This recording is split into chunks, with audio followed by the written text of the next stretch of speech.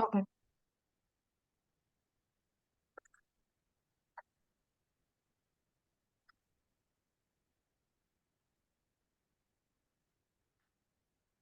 Hello, everybody. Thank you for joining us today.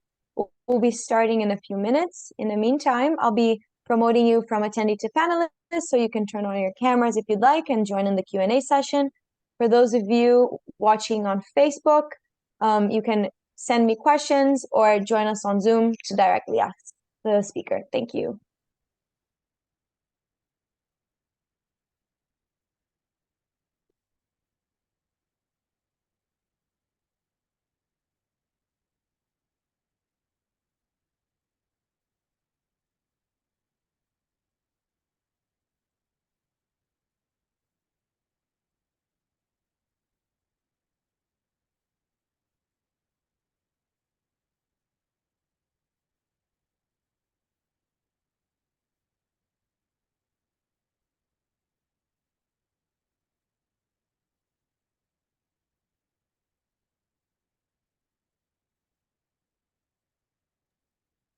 Once again, thank you for joining us. It'll be just a couple more minutes before we start, and feel free to turn on your cameras and join us panelists to directly ask questions to the speaker during the Q&A portion. Thank you.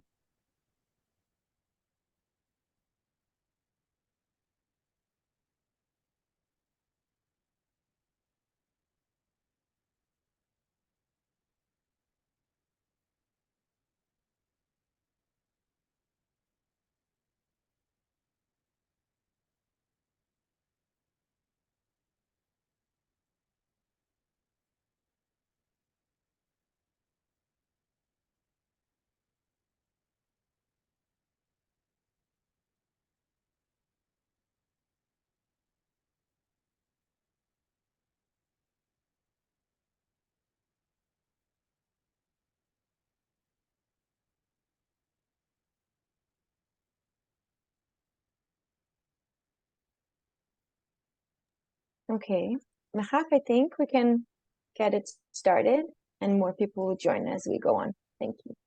Sure. Welcome, everyone, to the ISGAP Holocaust and Literature Seminar Series. And this is the second lecture.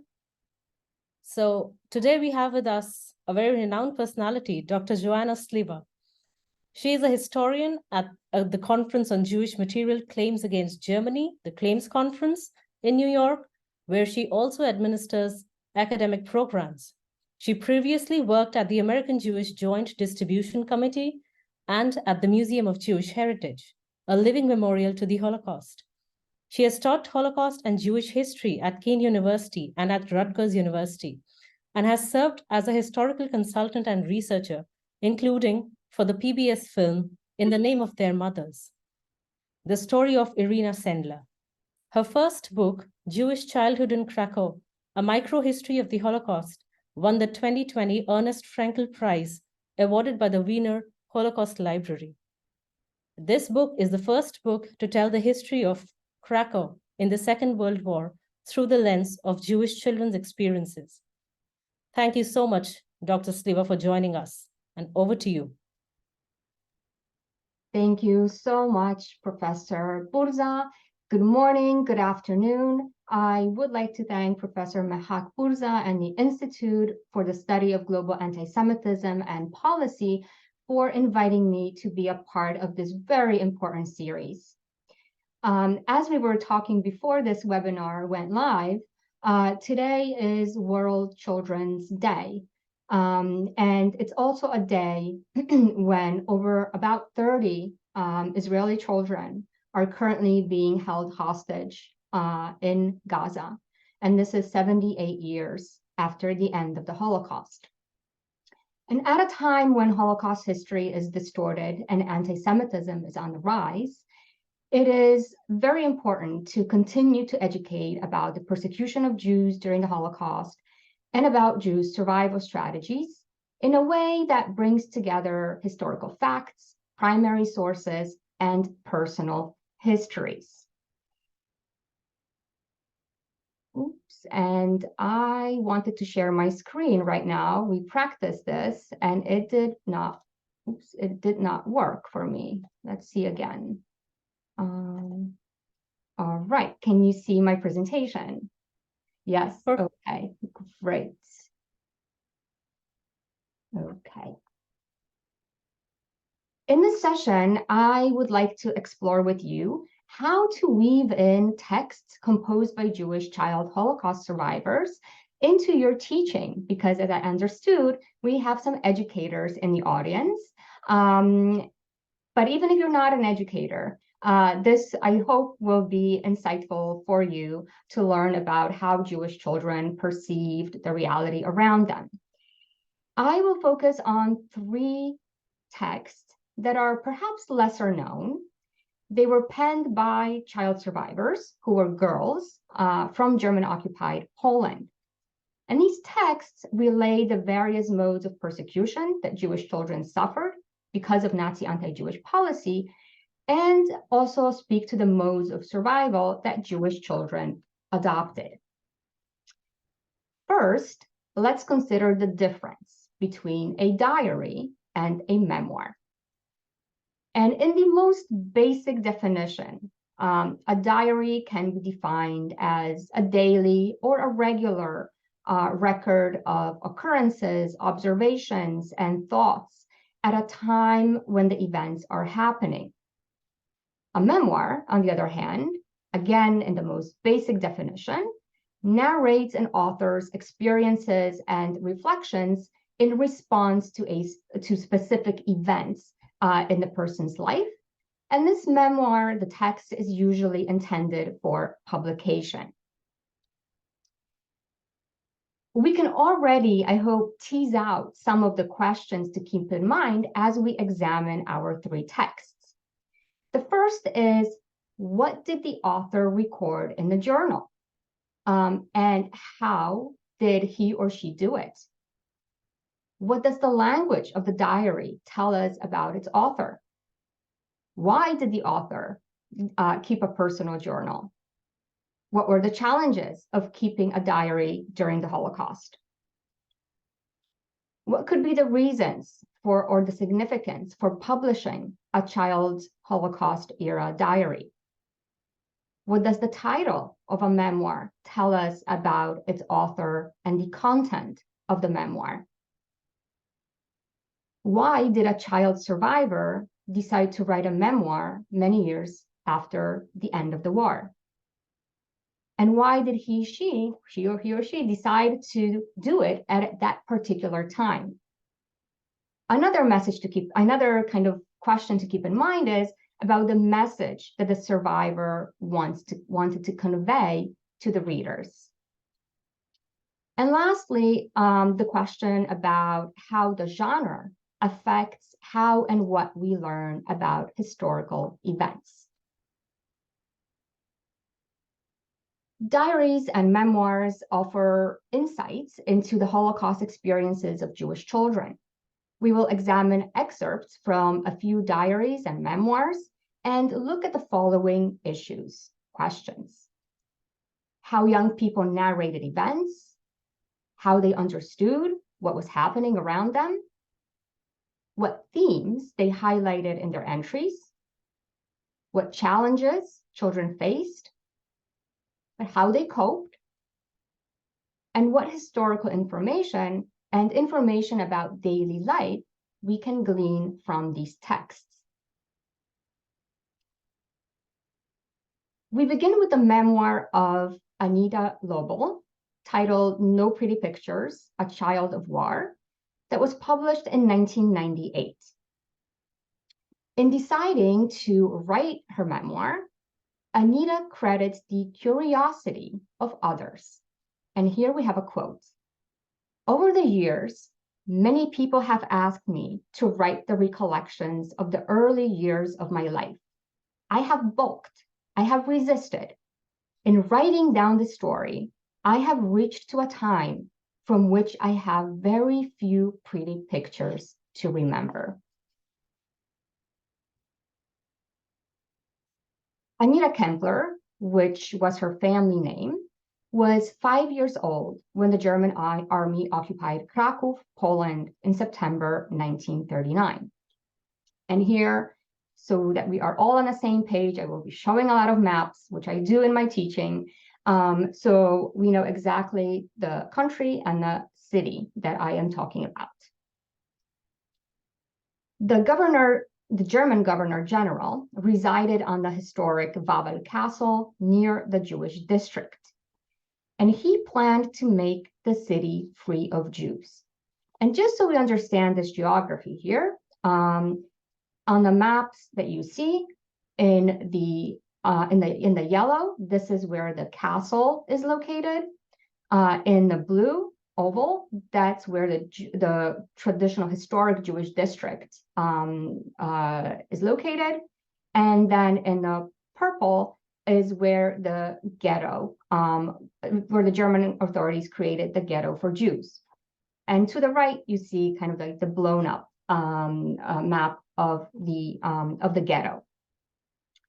But before the ghetto was created, the governor general ordered the expulsion of most Jews from the city between May and November 1940. And this policy affected who entered the ghetto in March 1941. And here you see just a few two photographs from the ghetto. You see the main gate to the Krakow ghetto, and to the right and to the left you see the wall surrounding the ghetto in the form of Jewish tombstones, matzevot, which was supposed to send a message to the Jews as well. Anita, her mother and brother, tried to survive on the Aryan, non-Jewish side under false identities.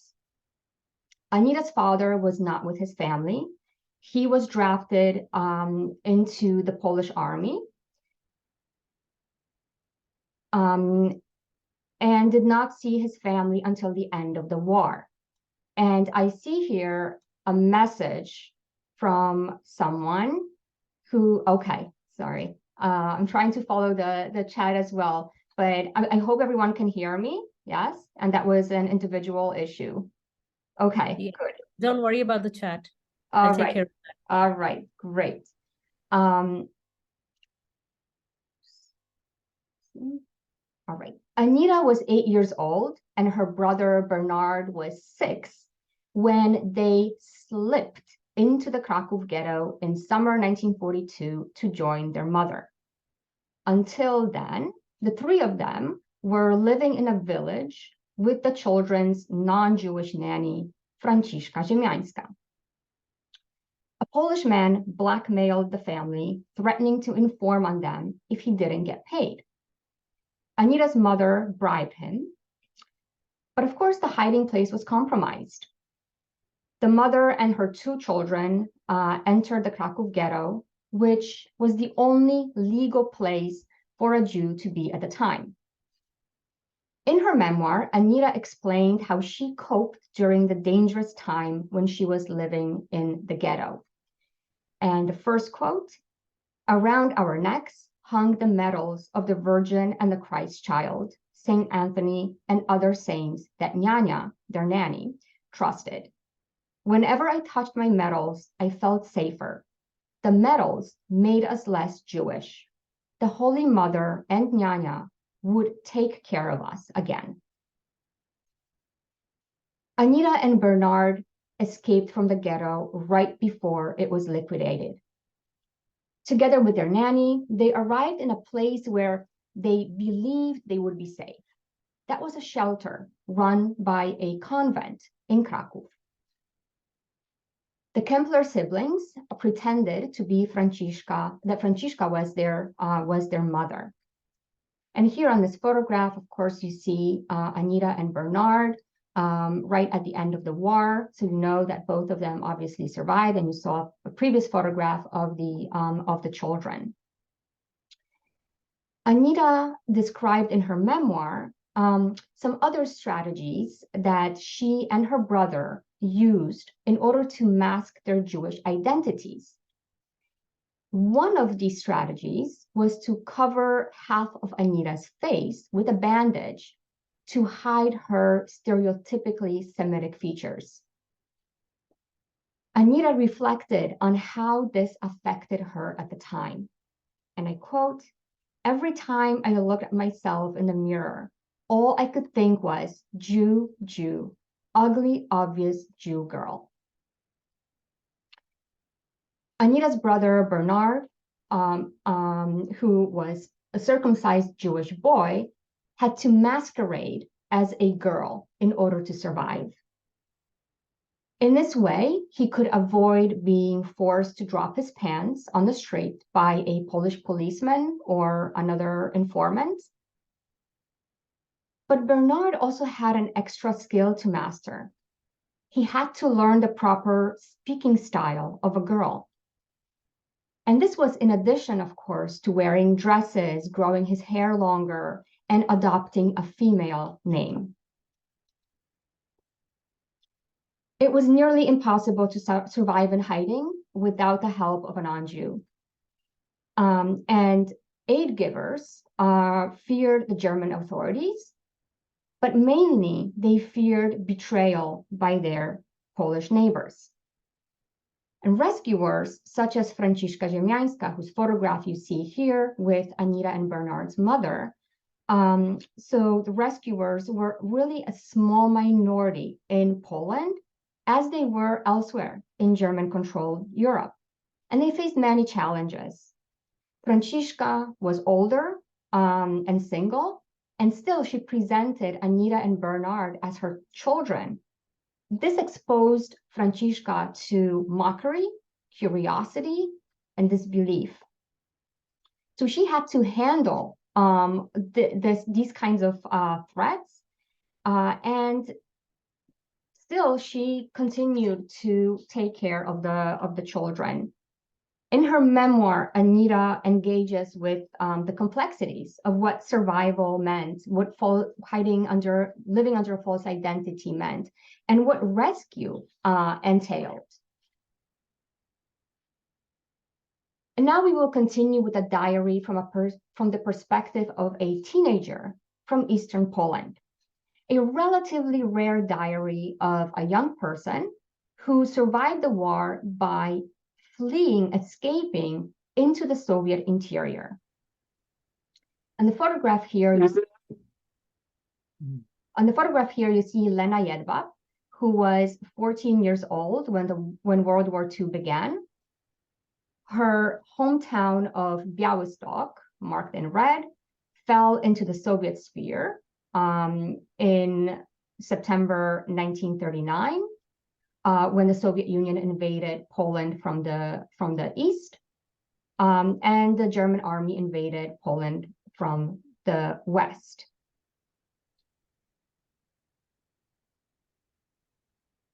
By June 22nd, 1941, Germany invaded the Soviet Union. At that time, Lena was in a summer camp in what today is Lithuania. And so she could not return, and the rest of the children could not return to Białystok. Because at that time, as you see in the map, the German army advanced into what used to be Eastern Poland, and occupied Białystok. So Lena and the children were evacuated deeper into the Soviet Union. And on this map here, you see marked Białystok. The other place is Druskiennik, the area where the summer camp for children was at the time. And then to the far right, you see where the children were evacuated, which was a great distance. Lena was 16 years old in fall 1941 when she started her diary, and she explained why she kept it. And I quote, "My diary is my most intimate friend. Only to my diary do I entrust my thoughts and secrets, pour out my heart, seek consolation. My paper friend, you are part of my being. I hope that you won't betray me because you are in Yiddish and few here can read it." clearly, as you can see from this image of Lena's diary, she wrote it in Yiddish for a few reasons. One was to preserve the language of her home and to connect with her identity and her culture. So her diary was a way to remember her home and her loved ones and to maintain ties with the people and the places that were dear to her. And here she explains, my days pass in idleness, in unending sorrow and yearning for home. Is home really a cot in the communal dormitory? No, my home is there on the other side of the front, in Białystok. I recall my street, the old house, my mother, Mama. Where are you now? My home? It's Sorele, Moishele, Papa, my friends. Where are you? Sorele Davidowski, Moshe, Leike, Zawu, Moishe, Siomke, Chaim, Herschel, Shloime, Nyomke. My home is my school, my teachers. My home is Białystok. Although she was relatively safe from Nazi persecution for the next 4 years, Lena continued to fear it. She was aware of the progression of the German advance eastward, and she knew that that spelled danger and destruction. She also feared for the fate of her family. And this comes from her entry of October 1941. And you can see that she also noted the time, the hour when she recorded, when she wrote her entry. Today we start going to school. Classes begin at 2 o'clock in the afternoon, but my mood is not good. There's depressing news from the front. The Germans have captured Stalino, part of the Donbass. Bitter fighting is taking place in the region near Kharkov. Our fate is sealed. I'm not expecting a miracle. Lena suffered from various hardships, including separation from her family, loneliness, but also very harsh living conditions, health threats, scarcity of food. And she writes about these various things in her memoir, in her diary. Lena turned to education to help her cope. And despite the news and the rumors that she kept reading about, hearing about, she maintained hope to see her family again.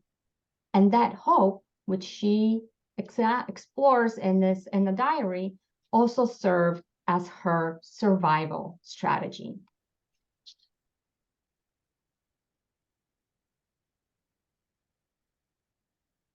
And we will conclude with the third text of a memoir diary of Clara Kramer, titled Clara's War, a young girl's true story of miraculous survival under the Nazis, that was published in 2008. Clara wrote a diary during the Holocaust, which survived, and that diary was later adapted into a memoir. That's why I say that the genre is a diary memoir. Clara Schwartz, as was her family name, was 12 years old when World War II broke out. She lived in Eastern Poland, in a town called Żółkiew, which today is Żółkwa in Ukraine. When the Soviet army attacked Poland in 1939, the town came under Soviet control. So Clara and the Jews in her town began to experience the Holocaust only in June 1941, when the German army invaded the Soviet Union and the town came under German control. Between 1941 and 1944, Clara, her parents, 2 cousins, and 12 other Jews hid in a group hiding place. So you can tell there were several people in a hiding place. Clara started her diary, which she wrote in Polish, on November 22nd, 1941. And the date is significant because That was after the German forces killed about 3,000 Jews in her town. In the first entry, she reflected on the urgency of writing a diary and on the role that her diary had to play. And I quote, "Out of nowhere, Mama looked up at me and said, 'Clara, you're going to write a diary.' I was stunned. What for? They're going to kill us anyway. If they kill us, somebody will find the diary and they will know what we went through." Mama looked at me. She wanted me to start that moment. And here on this photograph, you see the image of Clara's diary, which today is held at the U.S. Holocaust Memorial Museum in DC. And you can actually go into the digital online archive and access the diary there. Clara, her family, and several other Jews were sheltered in a bunker underneath the floor of a house, and they were sheltered by an ethnic German man, his ethnic Polish wife, and the couple's daughter. Clara wrote about how this unlikely rescue was arranged, and I quote, "I had never met Beck," that was the last name of the man. "Everything I knew about him, I had picked up from whispered conversations. Could we risk putting our lives in the hands of a man who was known for a vicious tongue, his anti-Semitism, for his affection for drink, and his failed businesses? I had known Julia Beck, who had washed our sheets and beat our rugs my entire life. And now this woman and her husband, who were Volksdeutsche, so ethnic Germans, were saving our lives." Clara's diary is an important record of what it meant to survive by hiding with other people in a bunker and how a child perceived her situation during that time. And here I quote from one of her entries, "I had gone down into the bunker many times. I had built it, but going down that night was different. I didn't care about the dirt. I didn't care about how close it would be with the other families. I didn't care about the lack of a proper bathroom. I didn't care that I wouldn't go to school or see the sun or run in the streets. That life was gone. All I wanted was for that trapdoor to be shut, the carpet to be rolled back, and that big, heavy wooden bed to be put in place. I wanted to be locked in. I wanted to have the feeling that tomorrow I would wake and not worry that someone was trying to kill me." So even from this quote, we can learn so much about what this hiding place looked like, who built it, and what going into hiding meant for this, for Clara as a child. And in this photograph here, you see Clara Kramer many years after the war, when she returned to Ukraine, to her hometown, and she visited the place where she hid, the bunker where she hid during the war.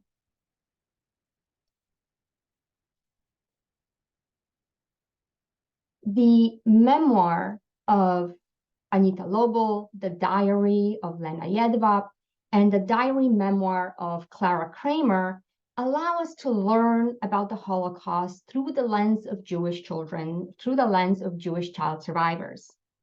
These texts discuss the various modes of persecution.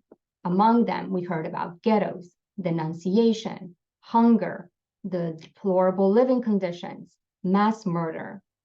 There's so much more in these memoirs that, of course, memoirs and diaries that, of course, I don't have the time to discuss, but we can in later on in the discussion. These texts also explain the various survival strategies that Jewish children and Jews more broadly employed during the Holocaust. And these were flight, false identity, and hiding. The texts written by these child survivors encourage us to ask questions and depart from this urge that we sometimes have to search only for uplifting stories and comforting mottos. These texts raise issues important from the perspective of a child and describe historical realities and people's choices and behavior that we can discuss when teaching about the Holocaust. So I hope this was interesting to you and that you also learned something from these three texts of child survivors. And so I end with this. Thank you very much. And I would welcome your questions and comments and a discussion. Thank you. Thank you so much, Dr. Sliwa. That was really insightful. I always find your lectures insightful anyways. So the floor is now open to discussion and question and answers. I think we have a question from Lisa. She says, how many total diaries exist from Holocaust survivors and or victims? This is such an interesting and great question. And I don't think I have the number. I know that in this series, so this is kind of a plug for one of the next sessions in this wonderful series, will be Alexandra Zapruder will be speaking about diaries of young people during the Holocaust. And so she is really an expert who looked into a variety of diaries written by children during the Holocaust. I don't think we can give a number for a few reasons. One is that, of course, we know about some of those diaries because they were donated to museums, to archives. But there may be more of those diaries that are still in private archives of families awaiting to be donated. So I think this is also a call for to descendants of the 2Gs, 3Gs, descendants of Holocaust survivors about the importance of sharing information and donating diaries to archives. And today we have this great technology that scans these documents and makes them available in that format, so that if something is very cherished to the family, still can be kept by the family. But researchers, educators, and us general, public who are interested in this topic can still access the diaries. Great. Joanna, maybe I could comment a little further. First of all, thank you so much for your presentation, and Mahak and ISGAP for doing this. So everything you're saying really strikes personally. Both my parents were Holocaust survivors from southeastern Poland, what is now Ukraine, between Lvov and Tarnopol. And a diary by the elder of our family was discovered and is in the Jewish Historic Institute in Warsaw. There are hundreds of diaries and memoirs, maybe even thousands. And the archive in Warsaw, in a climate-controlled vault, many of these are considered to be treasures of Poland. And I say that because when we discovered, when the Iron Curtain came down, that my father's first cousin, Baruch Milch, had written a diary of 1,400 pages in a bunker when he was hiding while his wife and son were murdered. And then he survived and married and came to Israel and had 2 children. When the Iron Curtain came down, and after he had left Poland because the nationalists had come to power and anti-Semitism had risen again, he tried to get his diary back, and nobody responded. And his children growing up heard from Baruch Milch, and it was published by Yad Vashem, Can Heaven Be Void? That's in English. And Avi Nesher, the well-noted filmmaker in Israel, made a film. It's on Amazon called Past Life, based on this whole story of a diary, a personal testimony being written contemporaneous. And he was a physician. He was in his mid-30s, so he was a fully educated man, and he was treating Jews and Poles and Ukrainians, and suddenly the world collapsed. So there's much to talk about here. What's so poignant in how you're bringing this to our attention, and I think this really relates to what's going on today. Faulkner said, the past is never over. It isn't even past. The past is being relived today in so many ways. Certainly in Israel with what happened. Unfortunately, this is also happening to non-Jews in the Middle East and in other parts of the world. And it's only in the future generations, second generation, third generation, that the time is available to go back and to do the kind of scholarly work that you're talking about, and lend itself to both research as well as, in our case, to a feature film, which brings this emotionally connected to audiences and to further research. So I applaud what you're doing here. Anne Frank has a diary that has gotten on the radar screen of millions of people around the world, and so many others broadly and deeply on this experience within the Jewish community, the Holocaust survivors, and broader within the human community. So I applaud what I'm hearing here, and thank you so much, Joanna.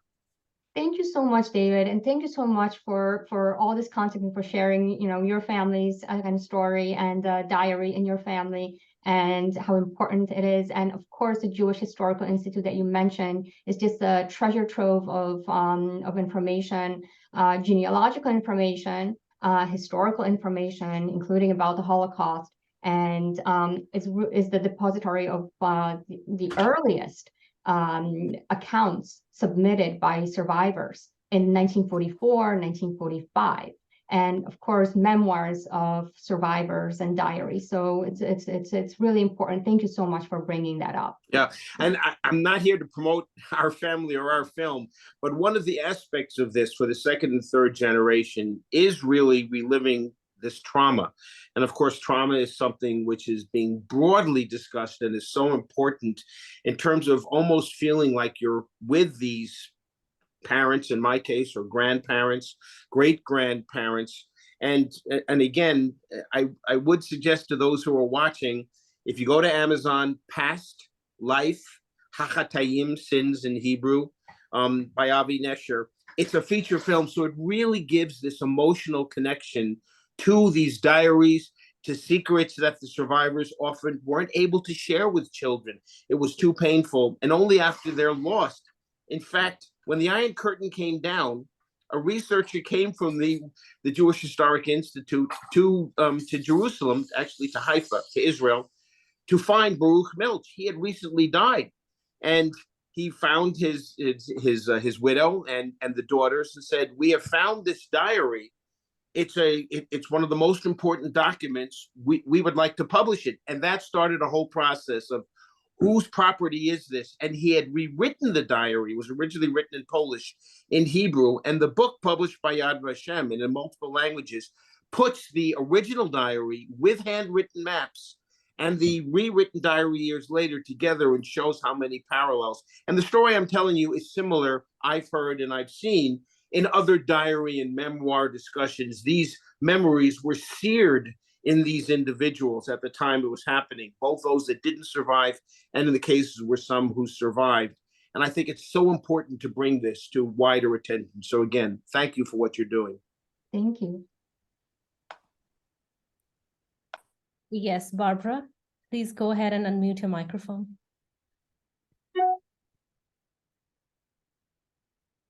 Barbara, you're still muted. Can you hear? Yes, now. Yeah, thank you. So I want to tell you all that I actually knew Clara Kramer, and I knew her quite well. She was a tremendous force for good. And she said that when her mother brought her the book and told her that she was going to keep a diary, she balked at the idea. She didn't want to do that, didn't consider herself a writer. But she said, when my mother said something, we listened. And that included before they went into hiding, they would go to the trains, to the railroad tracks, to see if any of the people that who had jumped off the trains needed help, and would bring food and whatever they could to them. And she also said that Becker used to say, "I don't like Jews, but what the Nazis are doing is just beyond my ability to just stand idly by." Mm-hmm. Thank you so much, Barbara, for sharing your connection with Clara, who passed away a few years ago. And I also knew Clara for many years, and we often talked about her survival story and what happened to her after the war. And I promised her that I will keep sharing her story. So this is what I was doing today as well. And Barbara, it's very interesting what you said about Beck, right? And this also comes from the quote that he was an anti-Semite, a self-proclaimed anti-Semite, right? And so really when discussing rescue, right, and motivations for rescue, like how does his anti-Semitism fit into this, right? That No, I think one of the reasons is that they promised him, they gave him money, and they promised and promised and promised, and they made good on that promise to the family after the war. Yes. And people should also know that Clara went on to help found a Holocaust center at a university in New Jersey, and just continue to be very active in the Jewish community. But she always attributed survival, and their survival, in part to, or in great part, to the fact that that her mother always believed in helping other people, and she was probably very good to Mrs. Beck before the war, and so that probably had an effect. Mm-hmm. So I have a question, Dr. Sliwa. So while on one hand, we do have a clear distinction about diaries and memoirs. With diaries, they're supposed to record almost the movement of history as compared to the memoirs. That basically stems from memory. How do we deal with the issue of authenticity with terms like pseudo-diaries or diary memoirs? Because in my research, I did research on Mary Berg's diary, which is called a pseudo-diary, as Professor Zapruder would call it, or a diary memoir. So how do you deal with the issue of authenticity for those?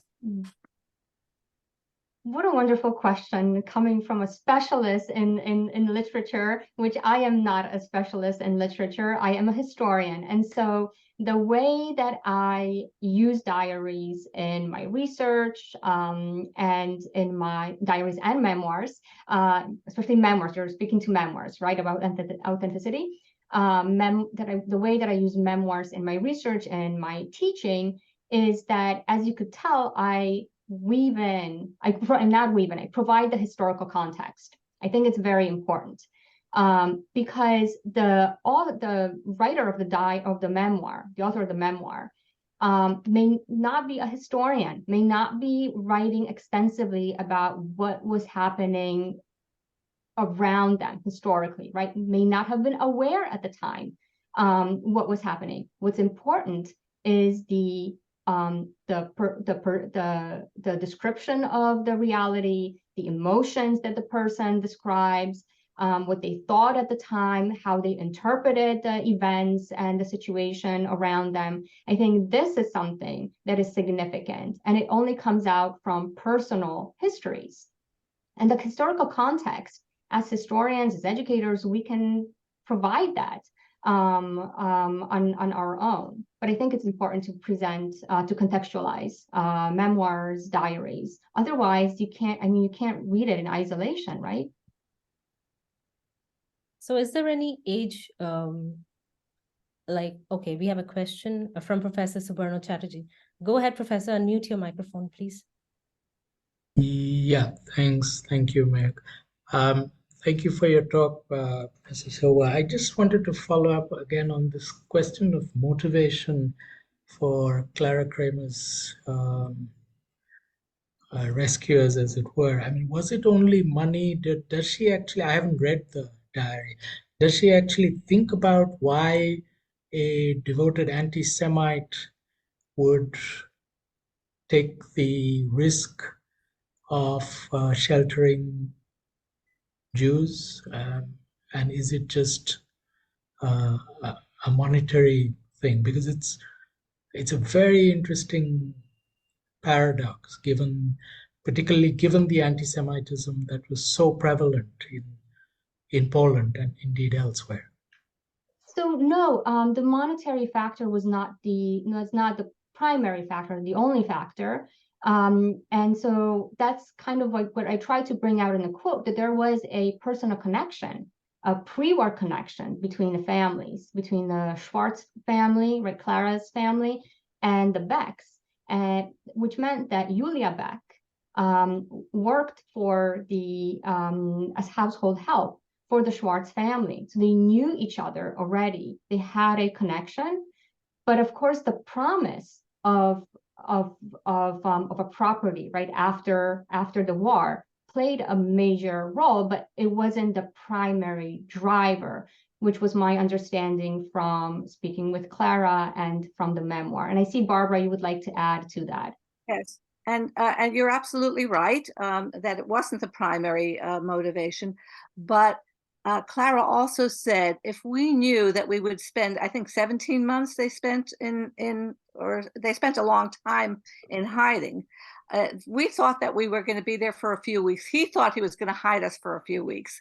If either party had known how long that it would be, nobody would have agreed to live that way or to hide them. Mm-hmm. So I think that was also a very important factor. But they proved really, really good people, despite the anti-Semitism that he may have felt originally, or maybe always. Who knows? Exactly. And the late Nechama Tech, who was a child Holocaust survivor, sociologist, wrote extensively about the Holocaust. In one of her books, I think it's, correct me if I'm wrong, it's Christian Rescue of Jews, or right now I'm blanking out on the exact title, but she examined motivations for rescue, including motivations by self-proclaimed anti-Semites. So if you're interested in this, I encourage you to look more into this as well. It's a really interesting topic. And I will write in the chat, I will write her name, Nechama Tech, and you can look up her books. It's interesting to have a competition of which country would be most anti-Semitic. Poland is mentioned often, but far away is Greece. According to the Anti-Defamation League, even today, 67% of the Greek population is imbued with this social disease. In our family's case, it was, as the professor mentioned, the possibility that of goodness, of self-abnegation, you might say, a couple of Greek Christians who were friends of my parents and came to them. They were childless, and they came to them during the time of fantastic pressure, having learned what happened to our co-religionists in Salonika. We lived in Volos, and they promised to take care of them by hiding them in a mountain cave. Actually, they had several. A lot of land in the mountains, possessions, and they did take us there. My mother was just a little pregnant at the time and gave birth to me in December 3rd, 1943, right in the midst of the war and the occupation. And then because they were childless, there came a time when they offered a proposition that my parents could not uh, utterly and swiftly reject. That the proposition went as follows: supposing Asher survives this period, this tragic period that we are in the midst of, but you do not, do you agree that we could adopt them, um, baptize them? We even have a name for him, Apostolos, the apostle, because deep down they believed that they were saving a life for their Savior. So it's amazing. Of course, they said yes, by all means. By the way, they were very wealthy, so they assured my parents that I would be taken care of completely. Well, as it turns out, we were fortunate. We survived. Well, still, uh, and we were hidden for about 8 months because Greece became one of the early liberated countries in the spring of 44. So they still came to them and said, well, look, you're young, you're going to have several other children. Why don't you leave Asher with us anyway? And there was a period of estrangement only to be resolved when my parents agreed to go to the Metropolitan at their behest and have him decide. And in his wisdom, I must say, Metropolitan Joachim said, Madam, you live here. The Marathias family lives nearby. It's all right for you to see their son and not be able to interact with them? No, give their son back to their possession. So it's amazing how strange relations and contacts and incidents of this sort made possible some survival. I must say that even the German consul of Volos, the name is Helmut, was able to cooperate with the chief rabbi of Volos, Pesach, and this Metropolitan Joachim to urge them to intercede and have the Greek population protect Jews, but not enough of them. 87% of the Jews perished, including my maternal grandparents from Salonika and their two younger preteen sons. It's a complicated story.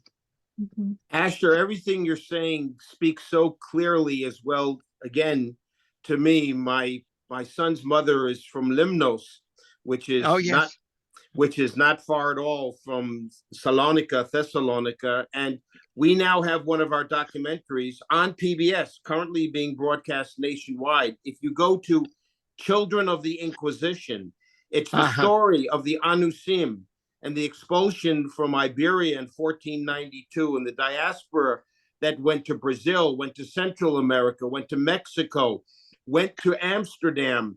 And part of it at the end of the second part, it brings it current with the diaspora of the Holocaust and specifically talks about the thriving community in Salonika, Thessalonica, and then the devastation by the Holocaust.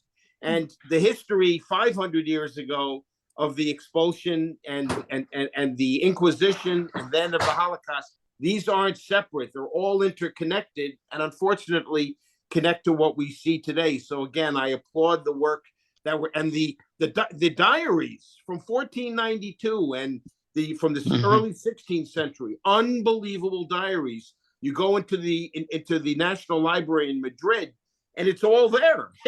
This isn't just made up. It's all written down. It's there. just like from the Holocaust, and I'm There, sure we will see coming from the current situation. there are new diaries being published and being related by the Anusim. I spoke to the Anusim in El Paso as the guest of Rabbi Leon. And I can tell you that this is an amazing, amazing story of how crypto Jews are coming forth to discover that they are Jewish and they're reclaiming their legacy. They estimate that as much as 25% yes. of the population of Brazil has what you might call Jewish genes. And I'm a physician.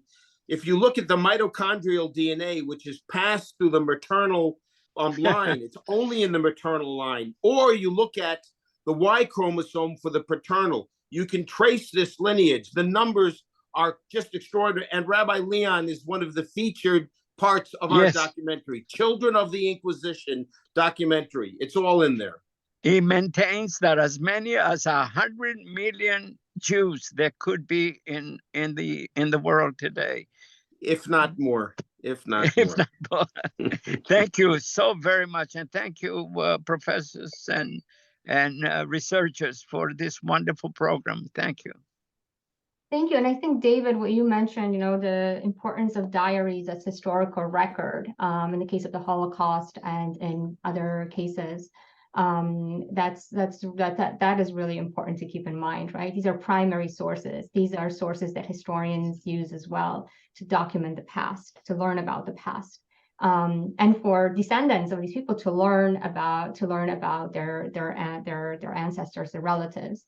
And Asher, thank you so much for sharing your story. The story of coming from Greece, which you highlight. I was thinking about it as you were speaking about your experiences, your family's experiences. But this is not the history that we usually teach when we teach about the Holocaust, right? Sadly, sadly, and there are reasons for that, including language, access to documents, right? So I think you raise an important issue, and you also raise an important issue about young children who were hidden or lived under false identities, who were helped by non-Jews, and what happened to them after the war. And this is a very tragic, often very tragic story about rescuers, wartime rescuers, not wanting to part with their children, keeping the children, about the separation that many of the Jewish children who were hidden endured, and they didn't want that separation. Some of them did not. So I think this is another topic that is really, really fascinating, but I think we shouldn't lose sight of the fact that that liberation did not mean joy to these survivors. I mean, it was joy because it was the end of the war, the end of the Nazi persecution. But then there were so many other challenges that these survivors had. In the case of the Greeks, not only there ensued 4 years of civil war and extreme poverty, and on top of it, of course, was we're coming next week, the 29th, to the anniversary, the 75th anniversary of Resolution 181. Greece became the only Christian European country to vote against the establishment of a Jewish state. Can you imagine this? So I take it as a personal affront and as a personal mission to alert the Greek government and the Archbishop in New York, for example, to get behind. It's okay for a country to admit an error. It's about time that they withdraw that hated anti-Semitic resolution and apologize to Israel and Jews everywhere. So there are still so many open wounds that need healing. Asher, before we leave, if you have a chance to go to our website and leave a note so we can get in touch with you, There's Please. obviously so much that you have. My email is very simple. Asher J. Matt, M-A-T, the first three letters of my last name, at AOL.com. And I will respond gladly. Thank you. Thank you. This could be the start of a beautiful relationship. Thank you. And thanks to Dr. Small, of course, and ISGAP. I mean, they're phenomenal in what they're doing. I just want to add that in addition to the diaries and memoirs, people in hiding or wherever they were wrote letters and poems, and not many of these survived. We had at the Holocaust Council, when I was director, we had been given a whole cigar box filled with letters and postcards to a woman who got out of Germany and went to a farm school in Scotland to be able to obtain training and then make aliyah to Palestine. So we had the letters from the family to her, and it was, but we didn't have any of her responses because she just kept their letters. They had her letters, and most of them did not survive. This is so fascinating, Barbara, what you mentioned, because in the case of children, right? Children drew, right? They made drawings. They wrote poems. And one of the, I think, best preserved collections of children's drawings and poems and songs comes from Theresienstadt, the ghetto Theresienstadt.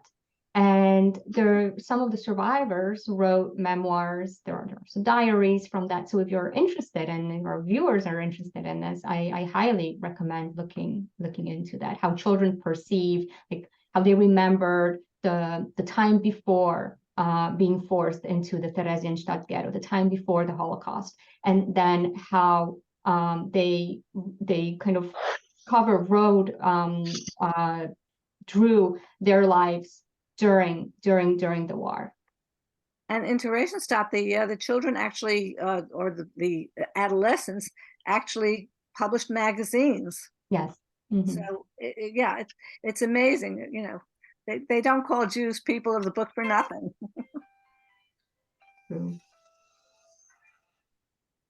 All right. That was an equally insightful discussion, and I think we need a part two. I'm going to call you right back. I'm just finishing. Okay. Thanks. All right. Thank you so much, everyone, for joining us. Thank you. Thank you. I have to add, sorry, on Theresienstadt. So we actually produced, believe it or not, a musical. If you look up Signs of Life, the musical, on exactly what you described, Joanna, on a family, artistic, creative, going to Theresienstadt, maintaining some semblance of dignity and family life with the notorious Red Cross visit to Theresienstadt. And we're taking a piece of that. This was about 10 years ago. And we're going to be in Jacksonville, Florida in January with a new play called Traces in partnership with MOSH, the Museum of Science and History, in the second 2 weeks of January and the first week of February. So again, all of this history and the tragedy, you know, trying to put some creative insight to what happened, to give people. Our goal is to use art and artistry to connect to these terrible circumstances emotionally. So it isn't just overwhelming numbers. We have an art exhibition that's traveling nationwide. If you look up Lives Eliminated, Dreams Illuminated, and the website is livesdreams.com, LIVES dreams.com. We just finished 2 months at Brandeis University. We're going down to South Beach, Florida for March, April, May, and June with Florida International University. And again, it's about the Holocaust, anti-Semitism, memory, and really about intolerance and the reemergence of these terrible things. Trying to use art, whether it's diaries, whether it's film, whether it's webinars and technology, to try to keep an emotional connection to these subjects, so it isn't just history. The history is important. The books of Timothy Snyder and other people, you need to have these historical deep dives, but we have to connect to this in an emotionally resonant way. And that's what diaries and the things that we're all part of do. So thank you all. All right. Thank you. Thank you so much. And if you have any further questions, please email your questions to me and I'll connect you to Dr. Sliwa. And before we exit, so next up we have, in our lecture series, we have Professor Subarna Chatterjee's lecture, and he will be speaking on Holocaust remembrance and testimony in Primo Levi's If This Is a Man. So do join us in again on 4th of December. Thank you very much. Bravo, ISGAP. Thank you, Charles, and Metak and everyone for what you do. It's wonderful. Thank you, Dr. Thank Silva. you. Thank you. Thank you very much for this opportunity, and thank you so much for this wonderful discussion.